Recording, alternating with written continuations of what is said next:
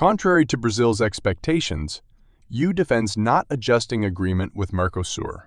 Uncertain outcome. In the view of the European Commission, reopening the pact could upset the economic balance.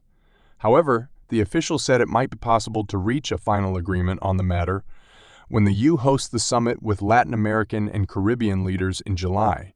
This Wednesday, the European Commission said it would be unwise to renegotiate parts of the free trade agreement with Mercosur, as it took 2 decades to reach an initial agreement. European Commission Executive Vice President Valdis Dombrovskis said there had been comments suggesting adjustments on both sides, according to Reuters. The Commission's general advice is not to reopen the deal.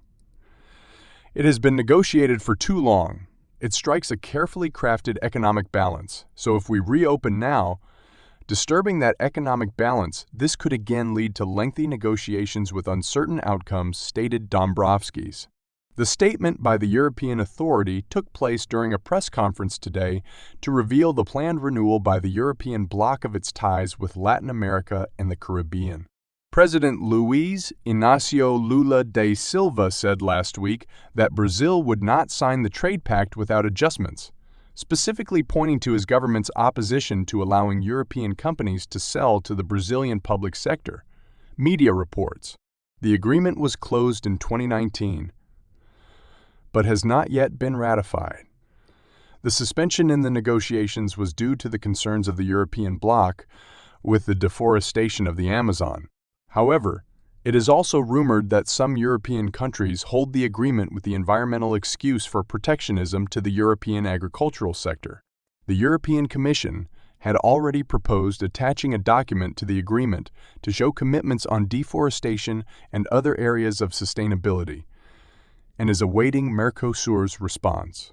Dombrovskis said it might be possible to reach a final agreement on this in mid-July, when the EU will host a summit with leaders from Latin America and the Caribbean.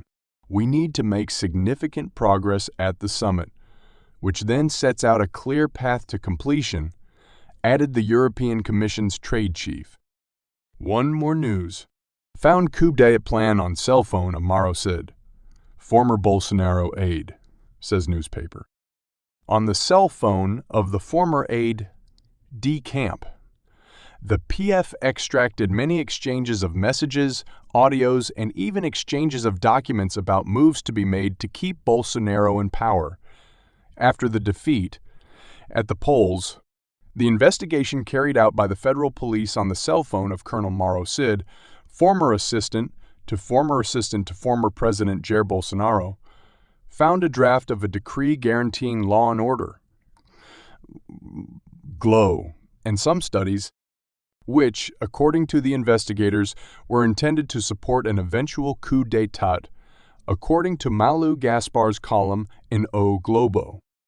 This Tuesday, Mauro Cid, who has been in prison since May, was summoned to give a new statement precisely because of the apprehended material that has not yet been made public. But like the other last statement, Cid chose to remain silent.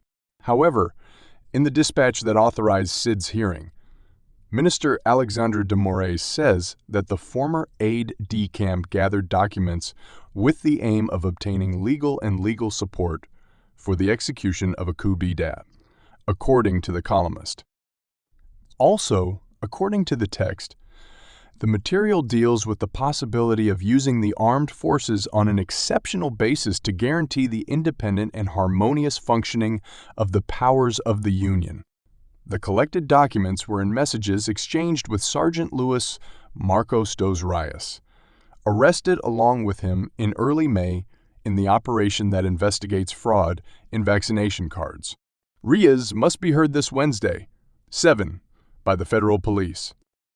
In audios that had already been made public, Cid and former Major Ailton Barros, also arrested, talked to the colonel and former executive secretary of the Ministry of Health, Elcio Franco, about how to mobilize the army commander for a coup attempt.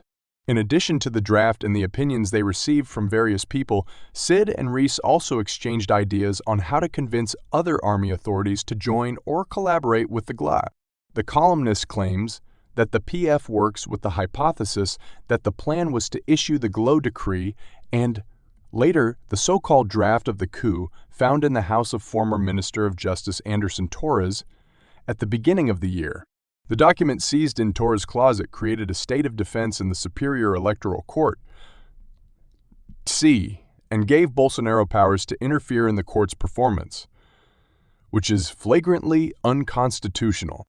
The Glow is a military operation that allows the President of the Republic to summon the armed forces in situations of disturbance of public order. One more news. Former NATO chief warns alliance members may send troops to Ukraine. Former NATO Secretary General Anders Rasmussen told The Guardian on Wednesday that a group of Atlantic Alliance countries could take individual action and send troops to Ukraine in case member states failed to provide security assurances to Kiev at the NATO summit in Lithuania's capital Vilnius in July. A group of NATO countries may be willing to put troops on Ukraine's ground if member states, including the U.S., do not provide tangible security guarantees to Kiev at the alliance summit in Vilnius, Rasmussen pointed out. Furthermore, the former Secretary General does not exclude the possibility that Poland will be even more involved in this context at the national level, and will be followed by the Baltic states, including the possibility of troops on the ground. He also added that if Ukraine does not receive anything in Vilnius, the Baltic states and Poland could assemble a coalition of the willing to send troops to help Kiev. Rasmussen said security guarantees needed to cover intelligence sharing, Ukraine's joint training, NATO interoperability, improved munitions production, and weapons supply. The former North Atlantic Treaty Organization official, 2009-2014, also noted that some NATO allies may be in favor of security guarantees to really avoid a real discussion about Ukraine's membership aspirations, adding that they hope that by providing security guarantees they can avoid this issue. But, according to Anders Rasmussen, Ukraine's accession to the alliance is not possible. Even if Ukraine does not receive the invitation to join the Atlantic Alliance in Vilnius, it could be extended in Washington next year, underlined Rasmussen, noting that anything less than that would be a disappointment for Ukraine. Earlier, the current Secretary General of the Atlantic Alliance, Jens Stoltenberg, said that Ukraine's security would be the first issue at the summit in Vilnius, but complete guarantees are provided only to full members of the bloc. In September last year, Kiev applied to join the military bloc in an accelerated manner. As White House National Security Advisor Jake Sullivan later pointed out, such a procedure is ill-timed. For his part, Kremlin spokesman Dmitry Peskov stressed that Moscow is monitoring the situation and recalls that the neighboring republic's orientation to join the Atlantic Alliance was one of the reasons for launching the special military operation. One more news. Cabinet of F. Kennedy Jr. Ukraine conflict fueled by US military industry. The armed conflict in Ukraine is artificially fueled by the interests of the U.S. arms industry and the militaristic sentiment of the national administration, says the Office of Democratic U.S. presidential candidate Robert F. Kennedy Jr., nephew of 35th President John F. Kennedy, to Sputnik. This conflict is largely artificial and fueled by the U.S. defense industry, neoconservatives, and militaristic sentiment in the foreign policy establishment. The cabinet said, they add that, in case of victory in the presidential elections, Kennedy Jr. will focus its efforts on peace initiatives.